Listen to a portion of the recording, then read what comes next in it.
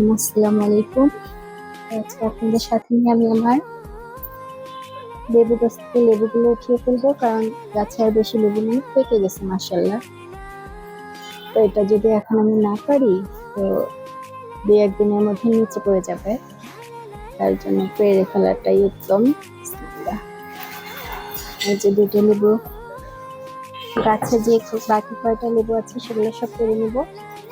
গাছে এখনো এখানে দুটা, তিনটা, চারটা, পাঁচটা লেবু আছে আমার দেখা মতে। তো দেখি কয়টা পারতে পারি।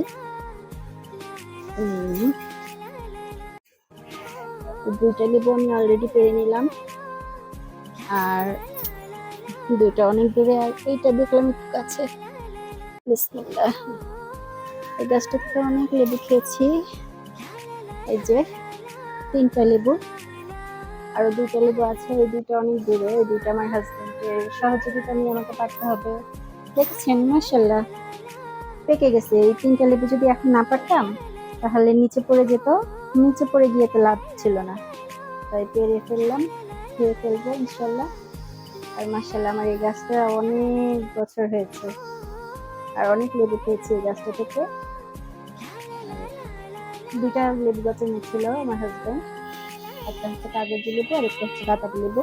তো ওই লেবু গাছটা মারা গেছে, কিন্তু এটা মাশাআল্লাহ বেঁচে আছে। আর এটাতে এটা হচ্ছে 12 মাসি লেবু গাছ। তো 12 মাসে আমি এটা থেকে লেবু পেড়ে খেতে পারি।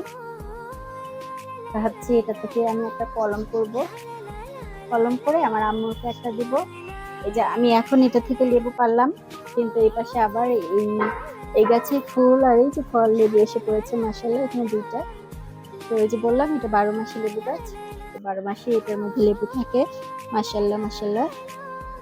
আর এখানে আমার আবারও বুলবুলি পাখি এসে ডিম পেড়েছে, এক ঝাঁক না যেতে আবার আরেক ঝাঁকে এসে ডিম পেড়েছে বাচ্চা দিকে মাশাআল্লাহ মাশাআল্লাহ। আমার বারান্দাটা সবসময় পাখি দিয়ে ফল দিয়ে ভরপুর থাকে, যেহেতু আমি এটা অনেক বেশি পছন্দ করি। আল্লাহ পাকও জানে যে আমার মনটা হচ্ছে গাছের মতো নিষ্পাপ, ফুলের মতো নিষ্পাপ, পাখির মতো নিষ্পাপ। এই জন্য সবসময় আমার বারান্দাতে পাখি, গাছ, ফুল এগুলো থাকে আলহামদুলিল্লাহ।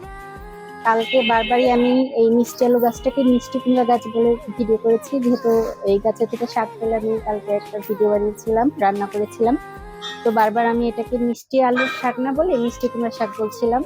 তো ওই ভিডিওটা আমার নিজেরই দেখে অনেক হাসি পাচ্ছিল। তো এটা হচ্ছে আমার মিষ্টি আলুর শাক।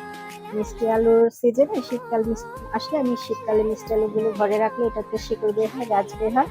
তারপর এটা আমি মাটিতে পুঁতে দিই, তারপর হচ্ছে এরকম গাছ হয়। আর সেই গাছ থেকে মাশাআল্লাহ আমি সবসময় 2টা 3টা 4টা 5টা করে পাতা পেরে শুটকি দিয়ে রান্না করে খেতে পারি, বা এমনিও রান্না করা যায়। মিষ্টি আলুর শাক অনেক বেশি ভিটামিন, বাচ্চাদের খাওয়ালে তো এটা অনেক বেশি উপকার। আর আমি কিছু গাছ আমার এই বারান্দা থেকে কমিয়ে আমি আমার গেস্ট রুমের বারান্দায় নিয়ে গেছি, কারণ এটা অনেক বেশি জঙ্গল হয়ে গিয়েছিল, আর জঙ্গল হওয়ার কারণে মশা অনেক বেড়ে গিয়েছিল। আরেকটা জিনিস হচ্ছে এখানে আমি বিলাতি লেবু, বিলাতি ধনিয়া পাতা, আরে আমি উল্টা পাল্টা বলি বেশি। এখানে হচ্ছে বিলাতি ধনিয়া পাতা গাছের শিকড় লাগিয়েছি, সেখান থেকে আবার মাশাআল্লাহ যে গাছ বের হয়েছে। তো এই তো আজকে আপনাদের সাথে আমি আমার বারান্দার টুকিটাকি একটু ভিডিও শেয়ার করলাম। আমার ইচ্ছা হচ্ছে এবার শীতের মধ্যে আমি বেশ কিছু সবজি, যেমন হচ্ছে সিম, টমেটো, বেগুন, বরবটি এগুলোর বিচি লাগাবো ইনশাল্লাহ। লাগালে তখন সেটা আবার আপনাদের সাথে আমি শেয়ার করবো।